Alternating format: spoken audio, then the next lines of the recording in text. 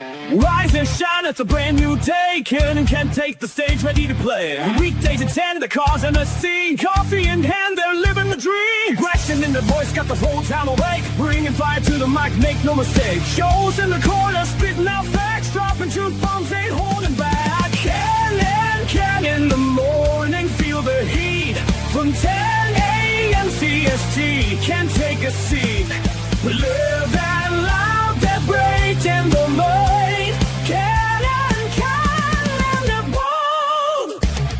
Light up your speakers, crank up the sound. They're talking about life upside down.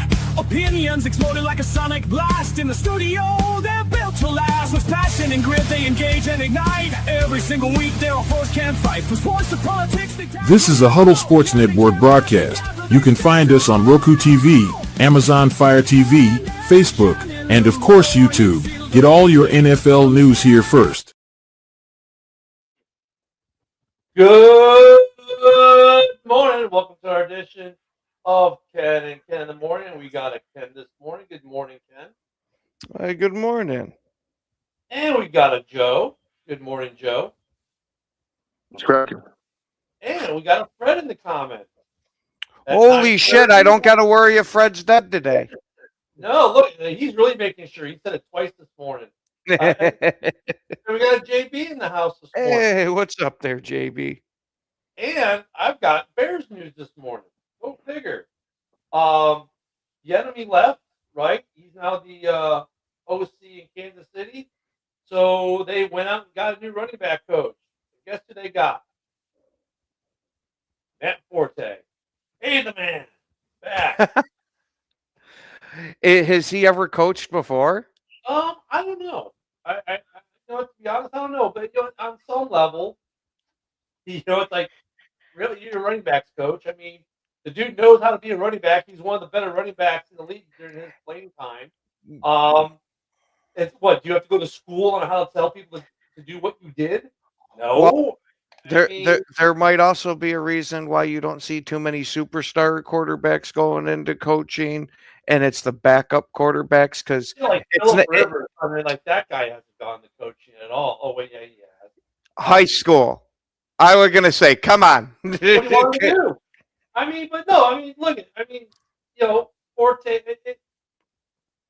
I don't know what his coaching experience is, but you're the running backs coach of the run, and you're a former NFL running back, and we talked about that yesterday.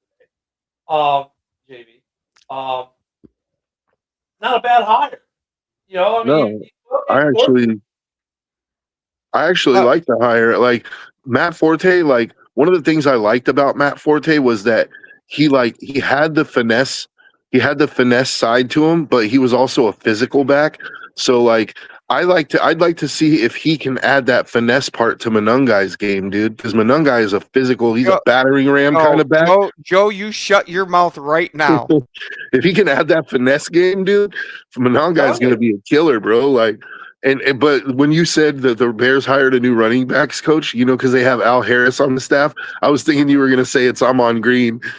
My Green ain't going to do that. and Fred, the Panhandle, we had some great fishing down here, man. Eddie Lacy. Please take Eddie Lacy for the coach. You're going to have a running back room that's 400 pounds. Cheeseburger Eddie. Yeah. It is a mere 65 degrees right now. So, Fred, I can understand why it'd be appealing. No, I think it's a good hire, though. I mean, Joe, it's like, I saw that. I was like, I kind of like, oh, interesting. I mean, it's funny that Ken's first response was to poo-poo it, right? Oh, he's a former Bear. Oh, he's never been a coach before. There's a reason why these guys aren't coaches. I'm going a little extreme, Ken. Just roll with me here. But you know what, though? A lot of these former players didn't used to want to coach. They used to want to open bars and restaurants and car dealerships.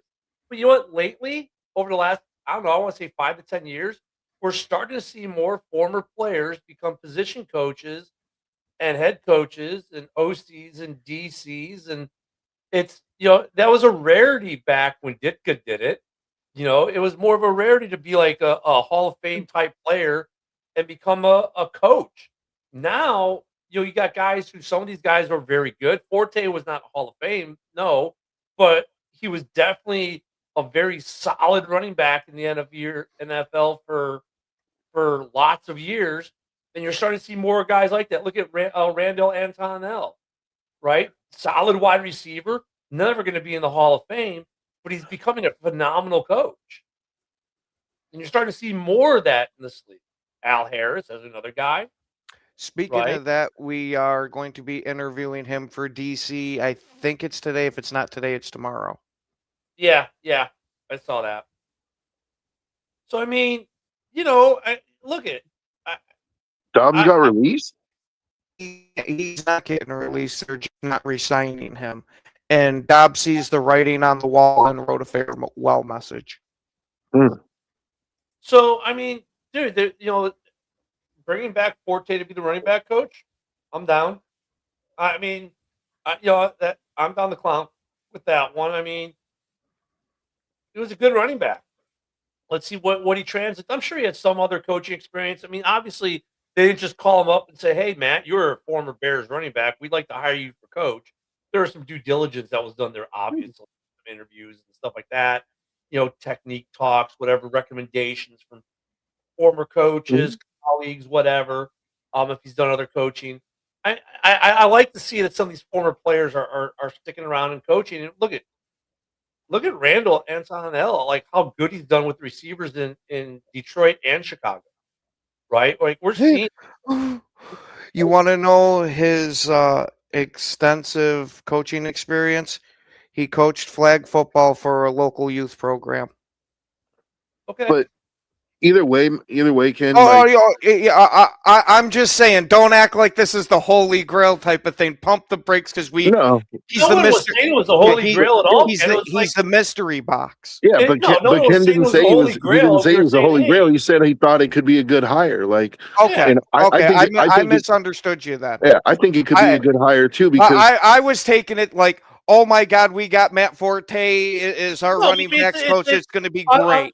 On part of it, in a way, you're kind of like, yeah, it is kind of like that to a degree, Ken, because like it's a Bears fan favorite coming back to coach his former position. So it's kind of like, all right, this is really cool. You know, be excited.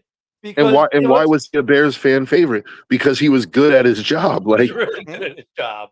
And you have to think like so I'll give you an example, right? Like I think Matt Forte is a good example of this. Like I think he has a chance to be a good position coach for a running backs coach because obviously the Bears feel like there's parts of Matt's game that he can translate to these other guys, right?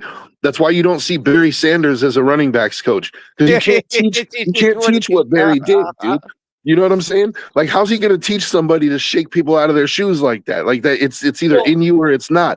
But Matt Forte, like I said, I think it's a good hire because Matt Forte, you would never call him a finesse back, but he had that aspect to his game too. He could make you miss, but he would also just run you over. Like, he was a good combination of both traits, I think. He was in that early group of running backs when running backs started becoming receiving threats. And he was, one of the guys.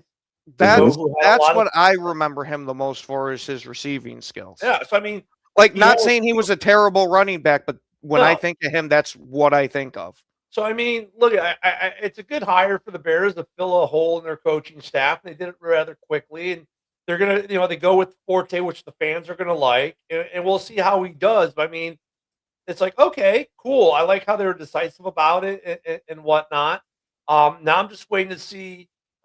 Look, I gotta give them a couple days. The season just ended to start re-signing some folks. I'm sure that's gonna happen in short order.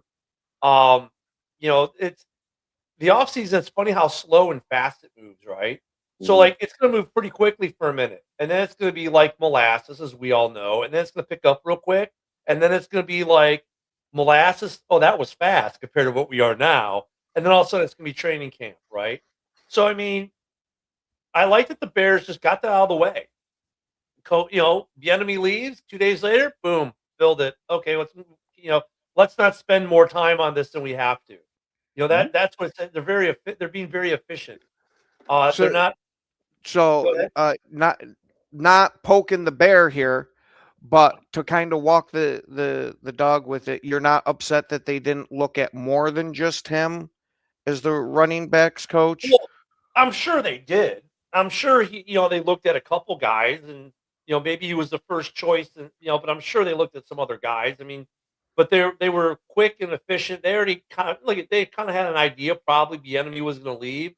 I'm sure they have backups in mind for all their coaches who may possibly leave. You always have a contingency plan, and they activated it.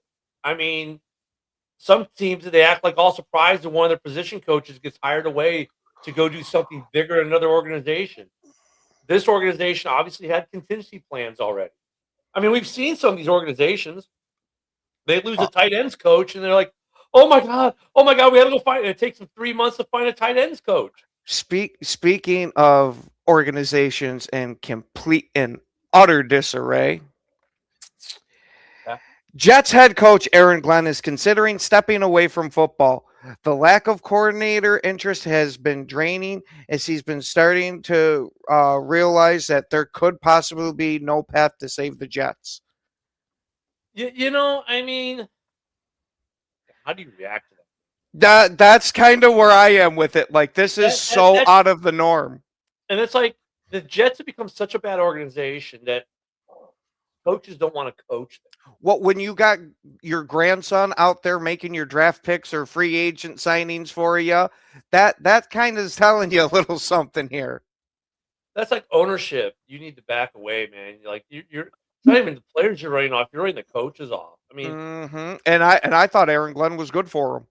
I think he'll find an offensive coordinator, but I think it might be good for the Jets to consider maybe going and getting a college coordinator, just to, if nobody wants the job, just get somebody in there for right now. Like, see what he can do. Like, get a promising offensive coordinator from the college ranks, because there's not a college offensive coordinator out there who wouldn't take an NFL job for the pay raise alone. Like, yeah, well, the only problem is you go there for a year and get fired, and now you're unemployed. And is it really worth the 1 year versus the sustained income you're making in college? Yeah, and some guys absolutely just love the college atmosphere for whatever reason. But you get to put that on your resume, and that looks good, having NFL experience for your next job. True. And yes or no, unless you do absolutely terrible. Well, the Jets are. I don't know why. That's the thing with the Jets. It's like there's a chance you're going to be terrible. How did they get so effing dysfunctional, man?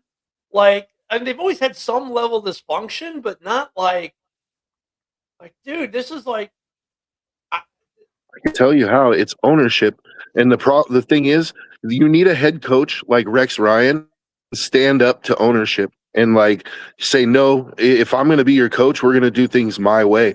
The last time they really had success was with Rex Ryan. Like, you have to think about it like that. Like, why is that? Like, it strikes me, the reason is because Rex is just a no bullshit kind of guy. Like, he's not going to put up with bullshit from ownership. He's like, okay, well, I'll just walk right now and you can go back to being 2-15 every year. Like, the Jets are so dysfunctional, and like, they've got, now a quarterback question when really, like, they poor Justin Fields, man. This dude can't catch a break. Can I just throw this out there in the universe real quick? Because I'm hoping it will manifest. Like, I don't even know if he wants the job, but I would really, really like, if the Raiders are going to draft Mendoza, I would really, really like for them to offer Rich Gannon the quarterback coach job for Mendoza, because Mendoza already has that mental part of his game, right? But Gannon was like such a cerebral quarterback. I think he could really even teach him even more. Like, and maybe just maybe if he could teach him that little shoulder shimmy that he used to do to escape sacks, like that would, bro, if he could just teach him that, already he's making him a better player. Great coach to go to the Raiders if you get Mendoza. I mean, he's retired now, so I guess you can entice him. Bring Carr. Yeah, reach out to your boy Carr. Carr is at, well, I wouldn't mind Carr like either, but I just think Gannon was Peyton Manning before Peyton Manning was Peyton Manning. Like, and I'm not talking about arm talent wise. I'm talking about like field general wise. Like, Gannon was that before Peyton Manning was, and before Tom Brady was. If you can't get Gannon because he's going to want a bigger job than just a quarterback coach, like Carr, man, just like, I would take Carr. The guy is he's smart. And I'll just throw this out there. Like, Fernando Mendoza is like a Christian and he's like super straight edge kind of dude. He's exactly like Derek Carr in that way. I think they would get along. Like, they would be like stepbrothers. You know what I mean? Like, they would be like just best buds, you know? They can hold hands and go to church together. I mean, maybe not that, but they're gonna like build bunk beds, you know? Like, Oh God! So here's the funny thing: you want to take two teams who are in dire straits, the Jets and the Raiders, both storied franchises in their own right. But you got a Raiders ownership that's willing to, while Davis is front and center, he's also not front and center. You know what I mean? Like, he takes a step back. He listens to other people. He takes advice. He brings in Tom Brady.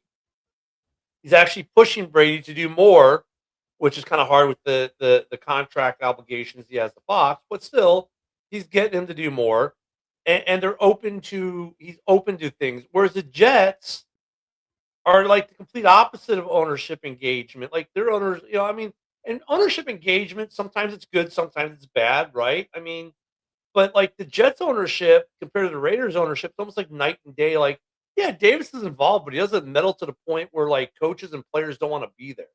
Mm-hmm. And the Jets, their ownership meddles in such a way that players and coach like, dude, like, I'd rather go play for the Saskatchewan Raiders.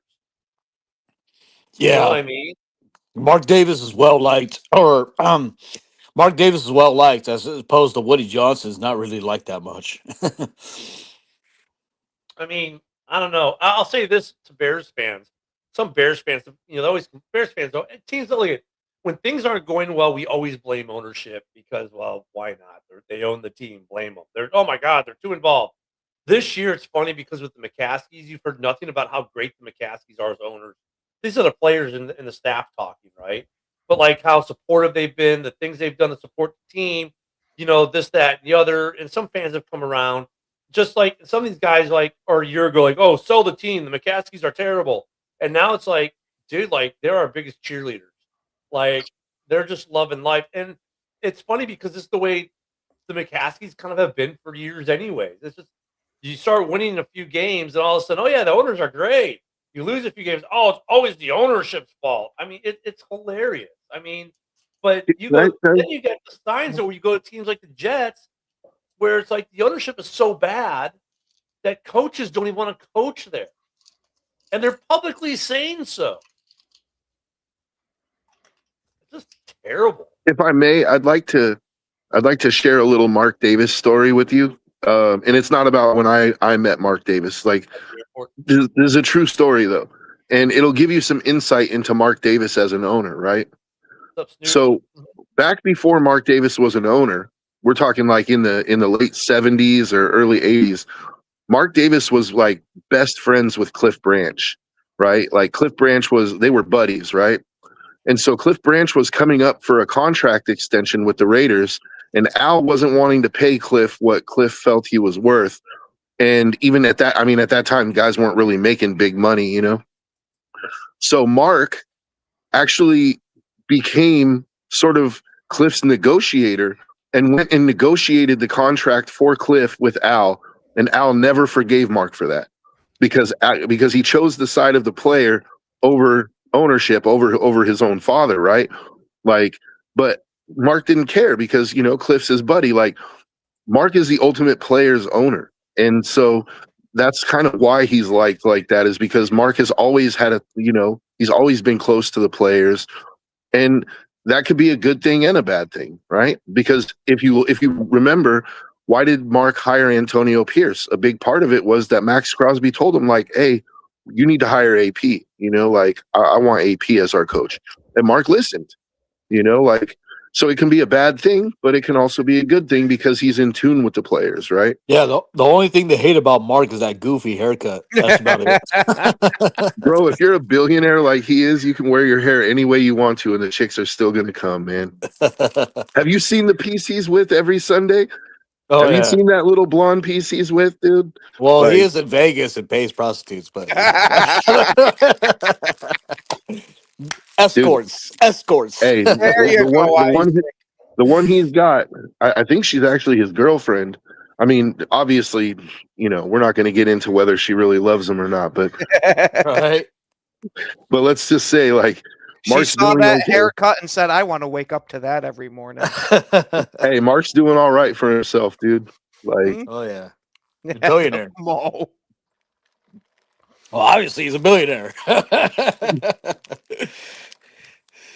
yeah, but Oh, But anyway, no, hey, I'm that just was saying, interesting comments though that the owner of the Bills came out with about McDermott. Man, that was pretty interesting.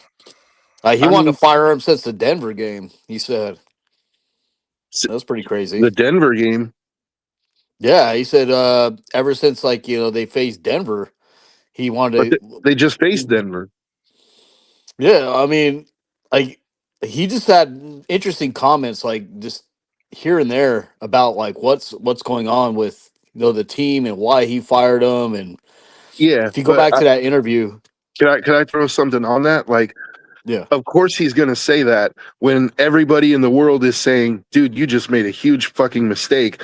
Now he's got to go back and be like, well, it wasn't just because of this game. Like, I wanted to fire him before that, like, yeah, called damage control, dude. Like, and then he even in that interview, he even defended Bean and said, like, well, actually the organization, the coaching staff pushed for Keon Coleman and he just went along with it. So we can't really put that pick on him, which is hilarious because it's just Keon simultaneously under the bus. in the combine, you just shit on Keon Coleman, who's still on your team, and you shit on the coach. Like, Oh, not even that. Like somebody dug up his video at the combine, him praising Keon Coleman. Oh, this guy's fast. I can't wait to have him on the team. His exact words. Oh, Buffalo's doing their best to absolutely tank that franchise. Yeah. Poor Josh dude, Allen. I would not be surprised, dude, if by the time the offseason, like, training camp rolls around, Josh Allen hasn't requested a trade, dude. I You, mean, well, they Are have you to make the right trying- coaching hire. I was going to say, are you trying to get everybody in Western New York, not even the city of Buffalo, on fucking hardcore antidepressants? Because Right. that's the only thing that's going to save them at that point. Yeah, but it's not. Look, dude, like, smart people recognize when it's time. Like, when the walls are starting to cave in, smart people jump ship, dude. And Josh Allen strikes me as a smart guy. I think he sees, like, the run here is over. Like, it's time to go. Or he knows that shit. If I stay here, I am still going to get a absolute shit ton of money with all the endorsements they have me doing, and I'll be loved. And it doesn't matter what I do now because they'll just blame the team. Yeah, but he can get those endorsements anywhere, though. That's the thing, is, like, Josh Allen is already a superstar, number one. And number two, like, I get the whole, like, nobility and wanting to stay there for Buffalo. Like, but that sounds to me like the band that kept playing while the Titanic was going down. You know what I mean? Like, Well, here's the reason why. They were heroic, but they're also at the bottom of the ocean right now. Like, you know here's what the I mean? reason why. Here's the reason why, though, he doesn't want to move anywhere. Like, even if, like, I mean, I don't think it's going to come down to that brass tacks because he's just having a baby, and he ain't going anywhere. Home is where he's staying. You're going to go from the most loved man in fucking Western New York to the absolute most hated. See, that's kind of a part of it there, what Ken is saying, though. Like, Josh Allen is the freaking Messiah. He is. Right? I mean, they bless their kids in his name. Literally. I mean, but if you're Josh Allen, I mean, you got to be going on one level. You're like, one day you got a coach you like. You're a pretty successful team. You've had your hard moments, but you've been there, right? You've been like there, and now you get this, and you get an owner who's like, yeah, I didn't like the head coach. Like, well, your star player did. That's what I was about to say. Is your fans Josh Allen going to feel a type of way about and it? they're the ones who make you the money, and now you've, by all accounts and purposes, probably tanked your team for at least a year or two or more. Whoopi Goldberg Newton. and you're creating a situation now where coaches might not want to go there. Like, I really hate on some level when these owners get involved. I mean, look, you own the team, you should be involved in your team. Got it. But you know, some of these guys just they don't have the acumen for it. Some do, but some just don't. And when you do stupid shit like this, and look, at some Bills fans are saying no, Bean really isn't that bad. Bean was good for this and that and the other. And Jamie defended him like hardcore last night on Roundtable. Because I did the rant I did yesterday morning. I did on Roundtable, and he's like, well, no, Bean wasn't that bad. I'm like, really? And he gave some cases. I'm like, but still, I'm like, through the perception to the rest of the world is this. Not even the rest of the world. GM, and you promoted him, and you fired a highly successful coach that your fans and players love. And now your owner is going to go out there and do a smear campaign on the coach because he's catching heat. And if you're Josh Allen, you're sitting there thinking, going, Whiskey Tango Foxtrot, man, really? This is how we're going to do it? This is how classless we're going to be? Not only do we fire the guy, we promote the guy who just failed to do anything for me. Like, why didn't we go get a receiver at the trade deadline? We couldn't spend a 5th round pick for Jacoby Myers, really? I mean, and Josh Allen would be well in his right to come out and say, why the hell did you promote this guy when he hasn't done shit to help me? Mm-hmm. And I'll throw in another part on that too. Like, generally, your owner shouldn't be the one firing your head coach. It should be your GM that fires your head coach. So he's overstepping already. Like, he's stepping on his GM's dick by doing his job for him, number one. Number two, the GM absolutely shit the bed. Come on. Like, everybody knows it. Like, and a lot of Buffalo fans are blaming him for it. Yeah. So is it really that crazy to think that Josh Allen is like, sees the writing on the wall and says, you know what? Like, and this whole Messiah thing, I get it, right? He's beloved in Buffalo and the whole Western New York area. But do you really believe if Josh Allen went to Arizona and had them in the playoffs every year, that Arizona wouldn't put a statue up in his name? Not the same way Buffalo had. No, yeah, I mean, New York. But Joe's got a valid point, man. I mean, look, I mean, here's the thing. It's ownership. You know what a great example is? The team whose flag is right behind me for winning the Stanley Cup.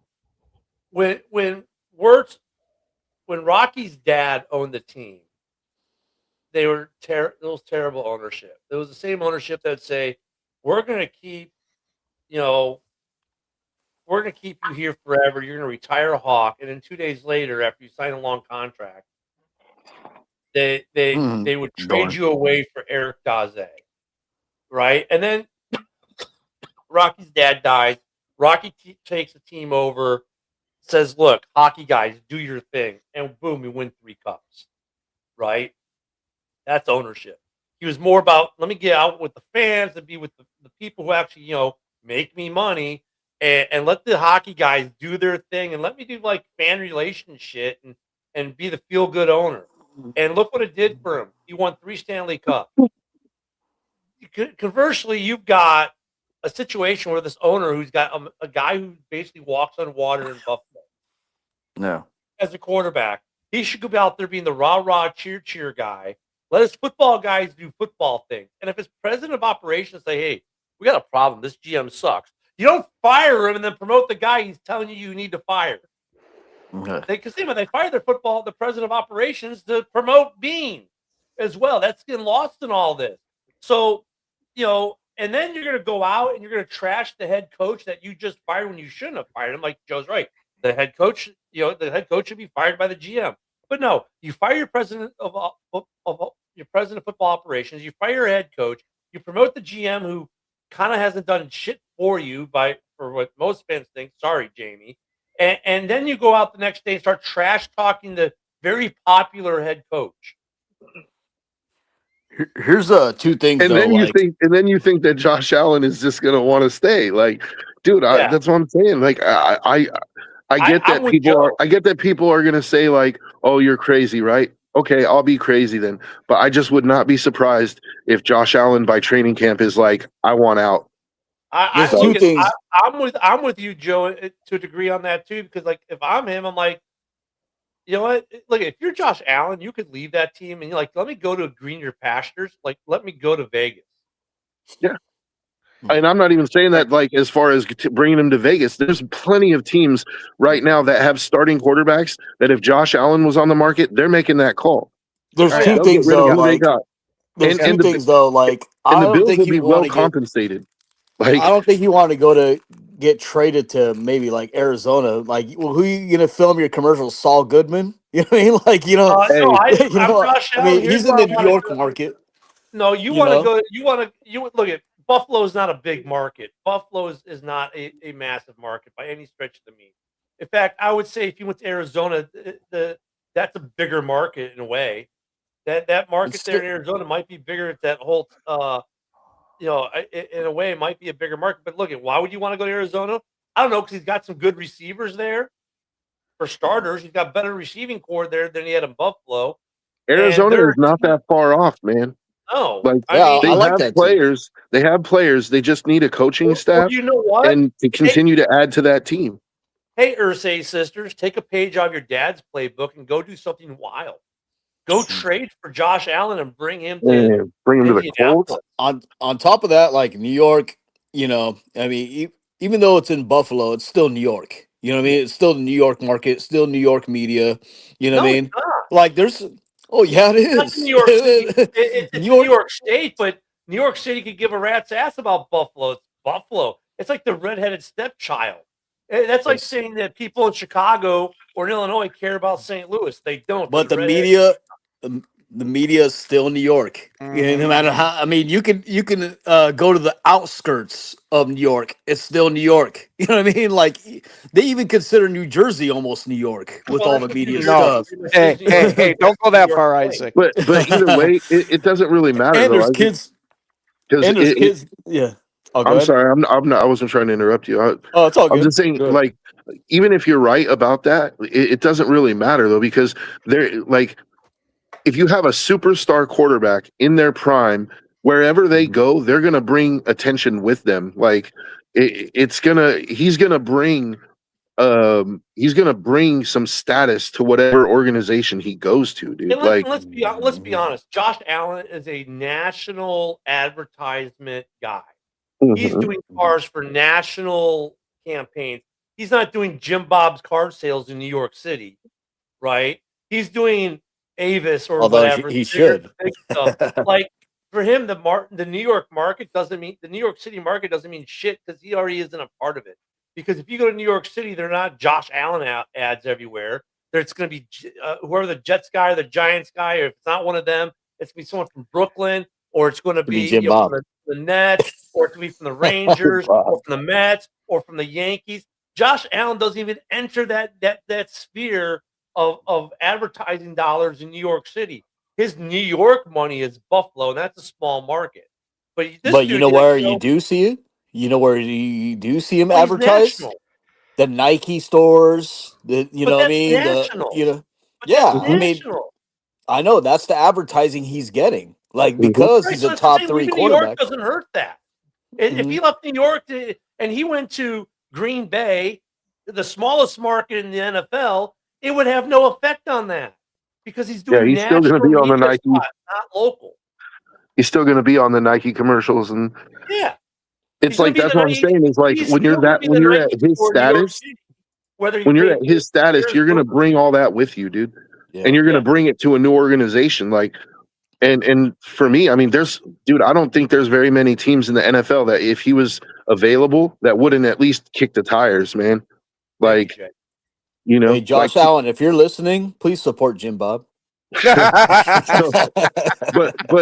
here's the other thing: is when was the last time we saw a quarterback like Josh Allen, a superstar quarterback in their prime, actually traded? Like, that's going to command the biggest haul in NFL, maybe not quite the Herschel Walker trade, but it's going to command honestly, I don't know that might get you a Herschel Walker trade. Yeah, that's what I'm saying. Think about some possible trade partners. Indianapolis Colts. I mean, really, if you think about it, what a idea the Irsay sisters could do there. Because look, they can afford to give up the next 2 or 3 years of draft picks with the talent they got on this roster. But they already did for Sauce, though. They already gave up 2 firsts for Sauce. They did, but they can afford to sell out a little bit to try to do that. The Raiders can afford to sell out a little bit to do that because look, they've got the Raiders. I think would have the best chance of it because of having that first overall. Arizona could afford to do that a little bit too. I mean, look, if I'm Arizona or any of these teams, like if I'm Arizona, because dude, you got some good receivers, you got some good pieces there. You know, the quarter. I mean, dude, it's not like Arizona got dog walked. They beat the Packers. I'm sorry, they lost to the Packers in overtime, right? They lost a lot of games that were just close. They didn't get dog walked. They're like that player away team. Yeah, they played in the West. They're not an enviable place to go. They're going to need a new head coach. But, dude, it's not like they got dog walked every week. They're actually a pretty decent football team. You had Josh Allen to that mix. I was just going to say, you put Josh Allen in that NFC West, and all of a sudden, dude, that division is just crazy, dude. Even if you're Miami, and you say, yo, Tua, you make the trade, we send Tua to Buffalo, and in a package you get Josh Allen. Like Miami, all of a sudden, Tyreek isn't retiring. It doesn't seem like anywhere Josh Allen would go right now with his pedigree. Yeah, but I don't think there's almost automatically a playoff contending team. I mean, he can't control the defense, but I'm with that part of it. But Miami, I don't think there's any way you trade him in that division. Yeah. There's no way you trade but I mean, yeah, you can obviously they wouldn't trade him in the division. Hell, if they were going to trade him, they'd want to do it outside the AFC. Doesn't Miami still have like a shitload? The bigger point there was Josh Allen. Anywhere he goes, that team is all of a sudden a contender. Yeah. Doesn't Miami still have a shitload of high draft picks? Like if I were Buffalo, I would kick the tires on that. Yeah, well, you don't want to trade him in the division, but there's actually one place in the division I could see them sending him, to the Jets. The Jets have 5 first-round picks in the next 2 years. They have the ammunition. They need a quarterback. And if you think just hear me out. Because if you're Buffalo and you absolutely don't want to trade him in the division, but you could get 5 first-round picks in the next 2 years, I think you're thinking to yourself, even Josh Allen can't save the Jets. Joe, you're thinking like, you want him to retire early? There's one reason why you don't do it, Joe, and that's because he has to come to Highmark every year and play you, and you have to see him every year in Highmark. I mean, you have to and that's I mean, you may be right in all your analysis there, Joe, but just the fact that you come to Highmark and that your fan base would be hostile towards the home team for that game. And not only that, you'll be known as the guy that traded the savior to your division rival that was a perennial loser. That is career suicide. Yeah, that would be like the Bears sending Caleb Williams to the Green Bay Packers right now. Yeah, you're trying to destroy Josh Allen's career, Joe, and I don't like it. But I mean, I just want to be clear. I'm not trying to destroy anything. I was just pointing out that if potentially what the Bills could be thinking, right? I mean, analytically, I get what you're saying. It's just analytically, it's on point. Like logically, you look at the analytics and logically, you're like, okay, that makes sense. But then you realize, but then they have to face him twice a year. You go to Highmark. All of a sudden, the new Highmark Stadium would become a Jet Stadium for that game. You know, because I mean, if they were to trade Josh Allen, if Josh Allen says, you know what, I'm done with this clown show that you created, get me out of here. I'm wasting my time. They're gonna and they say, well, fine, Josh, if you really feel that way, which they never would. They'd be like, too bad, suck it up, cupcake, you're staying. But they would trade him to an NFC team. You know what? They would be the preferred place. You know what team I would go ahead? Go ahead. I'm diverting to the comments. So go. Oh, you know what team that I would really push for after having 90,000 quarterbacks start on my team? The Browns. The Browns, man. Like I would throw everything at Josh Allen. So we're not gonna send him to the Jets, but we're gonna send him to the Browns. And you want to talk about destroying his career? No, the Browns actually have a defense, and I was going to say you put Myles Garrett and Allen together. That's a terrifying team. That's a very terrifying team. But it's still the Browns, dude. To answer your question, Josh Allen. You remember who took the Browns to the playoffs? I'm actually taking Lamar Jackson. And the funny thing is about Jay bringing up this comment here is that I was literally just talking about this yesterday. And I actually think I would take Lamar Jackson over Josh Allen. Mm-hmm. Dude, 90-year-old Flacco took the Browns to the playoffs. Imagine what Josh Allen could do. I get it. I get it. Back to the question, though, like I think I would take Josh because of his leadership ability. I think is more so. Well, like Lamar, I just don't see that leadership ability that I see with Josh. Like Lamar doesn't put the team on the back like Josh does. They're both very. Look, it's a tough question because Lamar is a 2-time MVP, right? It's a tough question. Josh is an MVP as well. That's a tough question. So I think when you get answers to that question, it's going to be not even necessarily stat driven. It's going to be more personal preference. Yeah. So for me, my personal preference, I like the way Josh Allen plays. I like the way he is as a quarterback and as a leader better than I do Lamar Jackson. For me. And for me, I much rather have the more talented guy. If he lacks the leadership, it's easier to find a different leader on your team than to find that type of talent. Is so you're where saying my Lamar philosophy is more talented than Josh? I think so. If Josh Allen, let's say, back to my Browns point. Yep. If Josh Allen got traded to the Browns, you know how many fans will line up outside the owner's door kissing his feet? Like, we finally got a quarterback.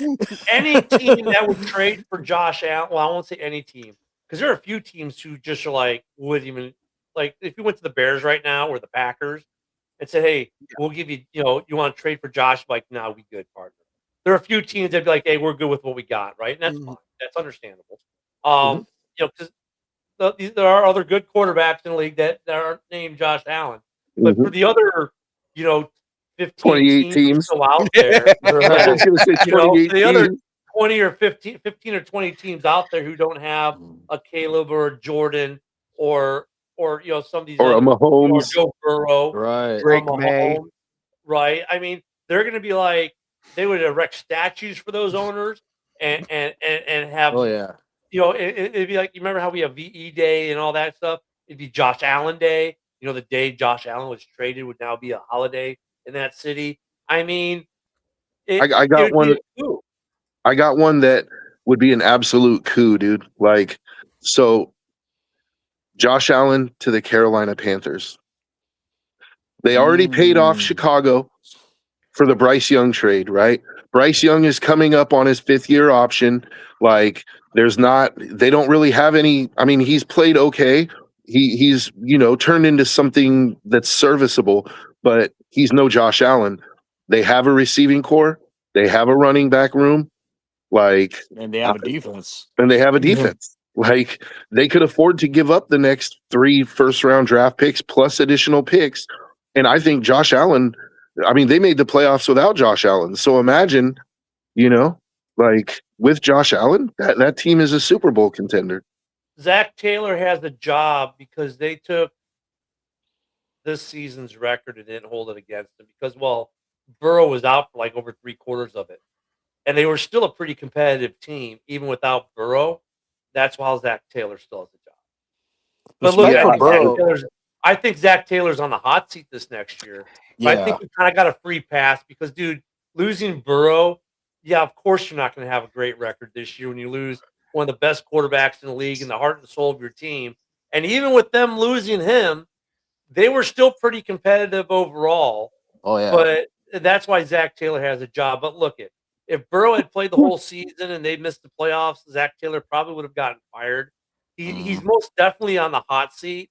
But I think he kind of got a free pass because, dude, you lost Burrow for 3/4 of the year or so. Yeah, that's why he's got a job. Respect. You were competitive. Yeah, respect for Burrow. They wanted to shut him down. Burrow said, "Nope, I want to play the rest of the season. I want to play with my guys." So that respect for him to do that. I'm not surprised that Lions fans would say I wouldn't trade Goff for the Messiah. I would do that in a heartbeat. But you know what though? Look, for as much as I think Allen would make them better than Goff does in certain ways.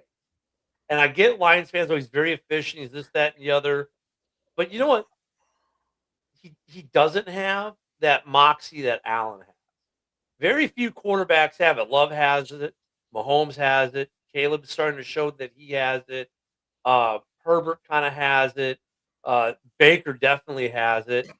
Goff doesn't show you that same swagger. Yeah, Goff is a good quarterback. He's a very, very serviceable quarterback who does a lot of really nice things and puts up some great numbers. But so did Kirk Cousins. You know what I mean? And I'm not going to say Goff is Kirk Cousins. I'm not going to go that far per se. But honestly, like Allen or Goff, if I was choosing my team, who would I take? I would take Allen. Speaking of Baker, that's going to be nice and juicy. What he said to Kevin Stefanski is like, wait till your team plays mine. What happens? Yeah, those are going to be some fireworks. I mean, what I said about Carolina, does that not make sense? Like I think that I can see that. Outstanding for Carolina. Here's why it doesn't happen though, Joe. And honestly, like once again, and the analytics you do are good. The logic you're making is it's sound. But now comes the human factor. That means that we'd be saying that we failed and that we lost the trade to Chicago. To upgrade from Bryce Allen to Josh Allen. There's that little bit of a pride thing that says now we're admitting that we were wrong and we shouldn't have done that.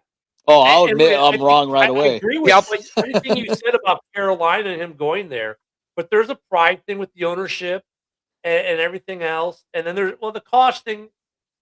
Because they're going to spend they're spending look at the cost thing in terms of players, or I don't know if you mean contract, Mike. In contract terms, no one gives a shit because they're going to spend most, if not all, of the salary cap every year. They kind of have to. If you're talking about cost and capital, what it would take to get them, I can understand that. But at the same time, if he's going to get you to a Super Bowl or to an NFC Championship game, who cares? Then why are you here? I mean, I look at it. But watch the other thing is, the Cowboys. So look, the other thing is, we're starting to see Bryce Young develop into a quarterback that could be like Josh Allen a year or two from now. We're starting to see some of those things out of him, some of that moxie, some of the way he's pulling bags out of, plays out of the trick bag and making things happen. Like, wow. So, I mean, that's the thing. They're like, well, wait, this guy's got a longer future than maybe Josh Allen. It's not even like Josh Allen's that old. He really isn't. But still, I could see them looking at Bryce Young saying, you know what, we're starting to see that with what we got at home. So why go trade for it? Yeah, he's an upgrade. I'm going to have that home grown within 2 years anyways, and I'm still going to be a good team. So, now look, if I'm the Lions, though, going back to the guys say, I wouldn't trade Goff, but look, if you could trade for Josh Allen for Goff, and now he's going to get you a ring, I'm sorry, Goff, you become the butt of a joke. Because you're going to be now known as a quarterback who every time he gets traded, the guy you get traded for goes in and wins the Super Bowl. Because he was a good quarterback for the Rams too. They traded for Stafford, and what happened? Stafford gets a ring, and now Stafford's poised to make a run at another ring while Goff is not. Yeah, I think if you traded Josh Allen for Josh Allen, Detroit, I think you would change your tune. And look at even like. If he came to Green Bay, I think Ken would. If we trade him for Caleb, I think that we would all change our tune if he gets us a ring. And if he gets you a ring, then I'll shut the fuck up. Yeah. Until that point, I'm going to question it. But let me just throw this out there. So I get your point about Bryce Young being younger and he's on the ascent, right? He's starting to show that he could be a good quarterback.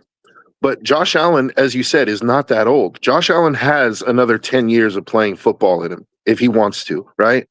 So the most in the NFL that you can give up is you can give up picks in the next 3 drafts, right?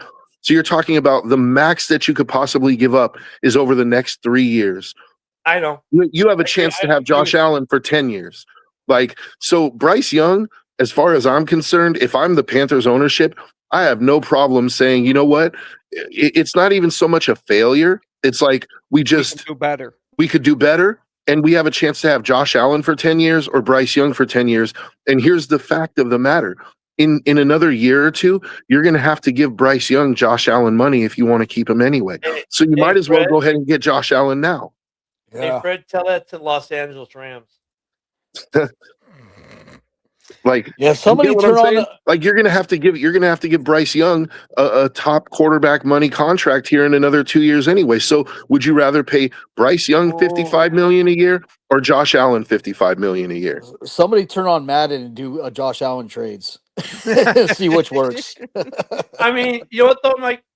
In the Mahomes question for Jay, I think look at even if they deconstruct this entire team, Mahomes is so young. Look, here's the thing we forget with quarterbacks. I said it yesterday. With these quarterbacks, their longevity, like a guy like Mahomes, they can totally destroy that whole team, tear it down to the studs, and they'll build it around Mahomes. Mahomes will be there for the next rebuild. He's going to be there for the next rebuild because these guys have that kind of longevity. So Mahomes is going nowhere. If he's mediocre, he's mediocre, but he's going to be better mediocre than you're mediocre. You know what I mean? That's what I was about to say, Ken, is I wonder how much of a downgrade Mahomes is going to have because of him tearing all that shit in his knee. That's going to take away a big part of his game. Yeah. JB, look, I mean, you always want to poo-poo this shit with the weird, obscure crap. I don't care that they added Floyd, OBJ, and Ndamukong Suh to the Rams team. The fact of the matter is they got rid of Goff and got Stafford and got a ring, and the catalyst wasn't Ndamukong Suh. It was Matt Stafford. Staph infection. I mean, Can the Packer fan? I'm telling you right now, if Josh Allen if they traded Goff for Allen, like Goff and some picks for Allen, Detroit is probably in the NFC Championship game next year. Boom. I mean, Allen would make them better. Oh, yeah. I think 75% of the teams he gets traded to will reach a high level in the playoffs. Yeah. Hey, so just to, Isaac made a joke about turning on Madden to see, like, I was going to say, Ken the Packer fan, can you pull up on Google AI real quick, like, what Josh Allen's approximate trade value would be right now? I'm guessing it's probably around 4 first-round picks. 2.1 million, Larry H. Parker. I mean, look, I think, like, if I'm Green Bay and they got a call for Love, I would take the call. I don't know. The Bears would take the call, but I think they'd be a little more hesitant with trading Caleb. Different place in the career, but look where he did this year. But they would have the conversation. But, like, if I'm Detroit, like, dude, I would think they would have that conversation. I think the only teams that might not want that have that conversation would be Baltimore, Kansas City. Yeah, for sure. Cincinnati. Those two. Cincinnati. Who the no? I think the Chargers might take that call too. To be honest. No, they still love Herbert over there. Harbaugh loves Herbert. Herbert is it every year he's injured. Yeah, but Harbaugh still loves him, so I don't know. JB, I don't care. I don't look at JB's trying to JB. God damn, I swear. The only thing that even Google AI will give you is that it involves multiple first-round picks and high-end assets. It doesn't even want to throw a number out there. Yeah, it's like, we'll give you Jim Bob's business. I mean, JB, the point is, and everyone here but you agrees with it, that if the Lions had Josh Allen versus Goff, they're a better football team. They're a better football team with Allen. Yeah, 100%. I would not want to face that. No. Yeah. Isaac, you just shut your mouth right now and get that out of here.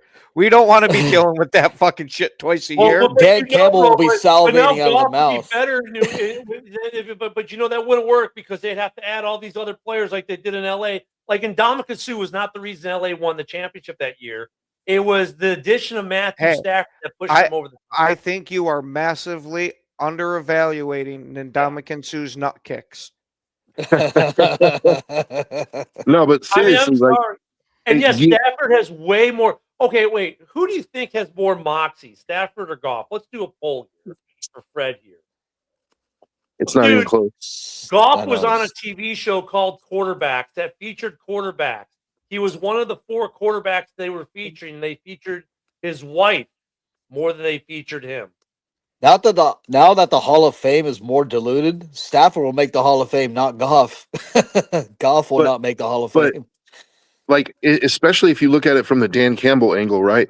Like, Dan Campbell is a leader of men, and that's why he's a good head coach, right? Like, he's not an offensive guy, he's not a defensive guy. He's like, he's a CEO type, right?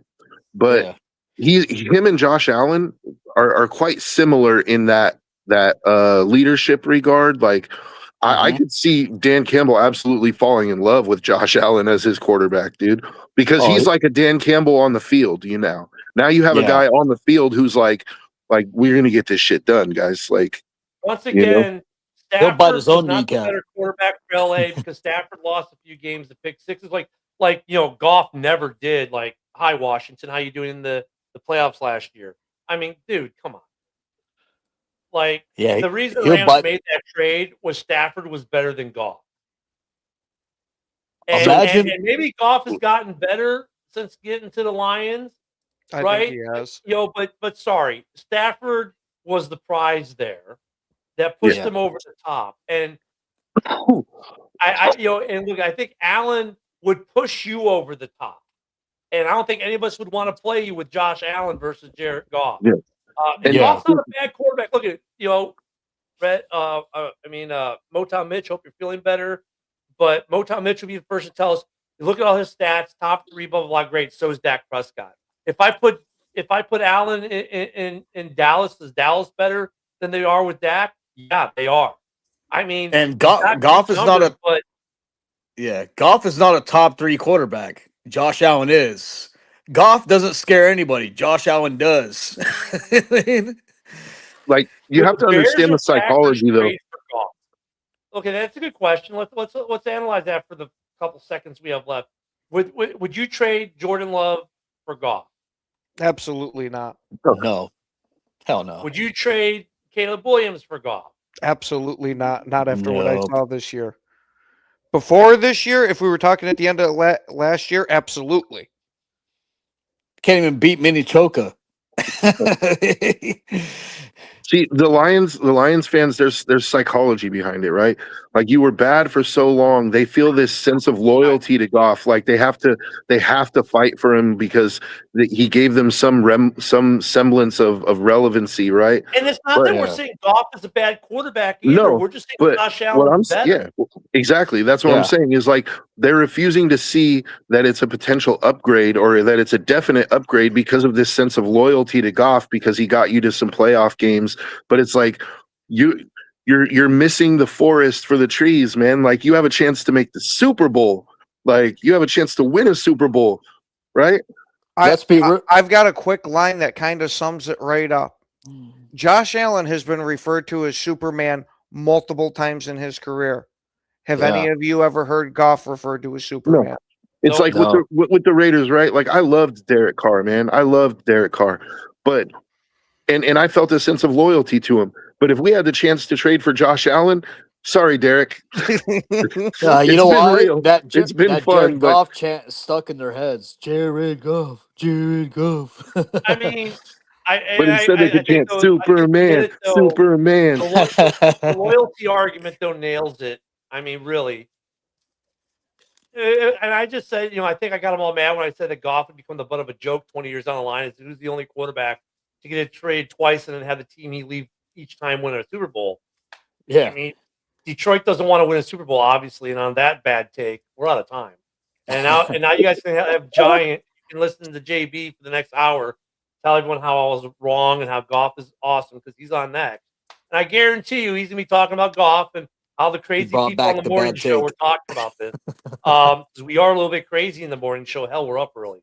And by the way, if you need a car, make your way down to Jim Bob's. Jim Bob. Go to Jim Bob's. Hey, we'll see you guys tomorrow, man. You guys all have a great Thursday. Stay warm if you're in a cold weather state. For the rest of us, we'll be out fishing on the Gulf of America. There you go, Fred. We'll see y'all later. Have a good one. Jim Bob. Jim Bob.